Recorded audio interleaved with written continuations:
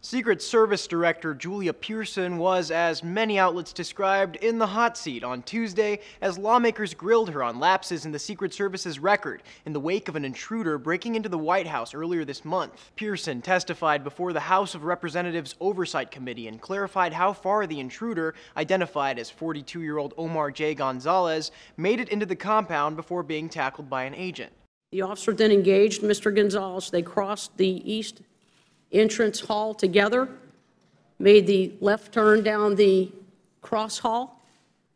They stepped momentarily into the east room. Another officer rendered aid, and he was placed on the ground, on the carpet, and handcuffed on the cross hall just outside of the green room. Perhaps more concerning, on Tuesday we learned from the Washington Post that agent was off duty and coincidentally in the house. And while that conflicts with some media reports, past the stairs leading up to the first family residence and then ran into the east room before he was tackled. It also gives way more details than the original Secret Service press release, which just says Gonzalez was physically apprehended after entering the White House north portico doors. Pierson's account doesn't necessarily conflict with the press release, but many have argued the press release played down the gravity of the breach, with some even calling the Secret Service's reaction misleading. But the hearing wasn't just about the Gonzalez incident. On November 11th of 2011, shots were fired, the assailant left.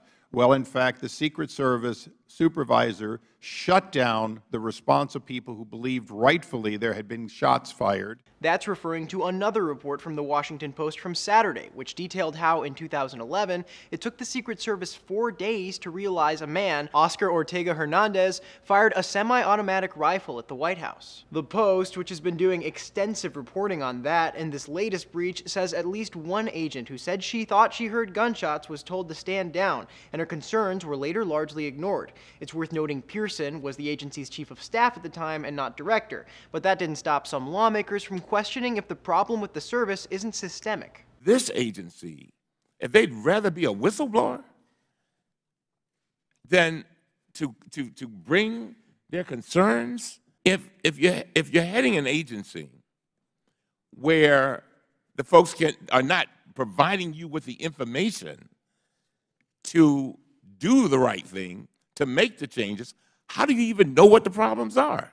When that incident is compounded by the revelation that in 2012, 13 Secret Service agents hired prostitutes during a presidential visit to Colombia, during which time Pierson was also chief of staff, it's easy to see why the agency would be under such scrutiny. In fact, a writer for the New York Times argued the possibility of Pierson losing her job over the Gonzalez incident would be the subtext to the hearings, although President Obama has come out and supported her and the Secret Service after the fence-jumping incident. As for Gonzalez, he's in custody and reportedly faces unlawful entry charges, among others. For Newsy, I'm Sebastián Martínez.